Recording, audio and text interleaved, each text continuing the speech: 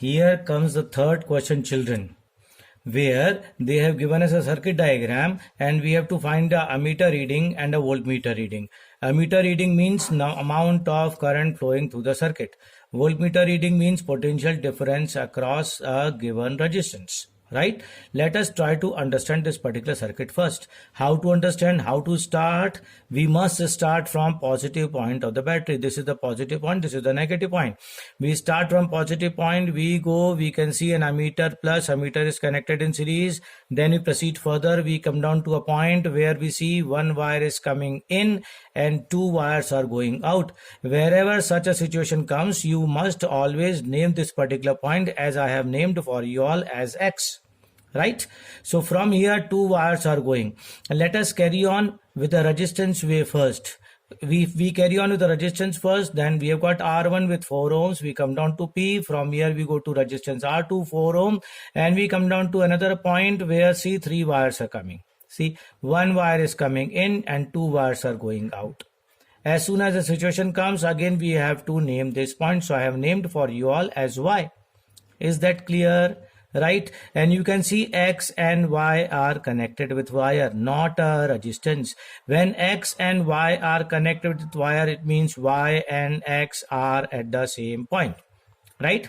From Y there is another wire going to Q. It means Q and Y are also at the same point. And via Q we have got one voltmeter which is connected to point P. Is that clear? Now see, Q, Y and X, they are connected with simple wire. As they are connected with simple wire means they are at the same point. Is that clear? And another side we have got point P. And then the main circuit starts. Right? To make it very easy for you all, I have tried my best to make a equivalent circuit diagram underneath. Please check. Q, Y and X, that is X, Y and Q are at the same point. X, Y, Q are at the same point. Next point is which one? P. Right? See, from P, resistance R1 and R2. It means there are also three wires. So here I have taken three wires. One is R1, one is R2 and another is potential voltmeter. That is, one other is R1, another is R2 and the third one is voltmeter. And the fourth one is going towards completing the circuit diagram. Fourth one is going towards completing the circuit diagram. From the equivalent circuit diagram, you can very well understand that R1 and R2 are in parallel. And as R1 and R2 are in parallel, we can very well find the total resistance of the circuit. How? From the circuit, it is clear that R1 and R2 are in parallel. So, to give a total name, another name to this combination R3, with the help of a formula, we can write 1 upon R3 is equal to 1 upon R1 plus 1 upon R2 is equal to 1 upon 4 plus 1 upon 4 is equal to 2 upon 4 is equal to 1 upon 2. So 1 upon R3 is equal to 1 upon 2. So R3 is equal to 2. It means the total resistance of the circuit is 2 ohms.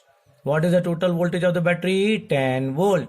Right? So the current in the circuit can be given by Ohm's law formula, that is V is equal to IR or I is equal to V upon R. Boys, just mind cross multiplication. Children, mind cross multiplication here. I is equal to V upon R. V is how much? 10 volt. R is how much? 2 ohms. So 10 upon 2 is equal to 5 ampere. So the total current flowing through the circuit is 5 ampere. Right? Also VXP means, V means the value of voltmeter, that is potential difference. XP means potential difference across X and P. We can also write Y and P. We can also write Q and P. But here we are writing potential difference across X and P. Again use the same formula, V is equal to IR. What is the value of I? 5 ampere. What is the value of R? 2 ampere. 5 2s are 10. So the total voltage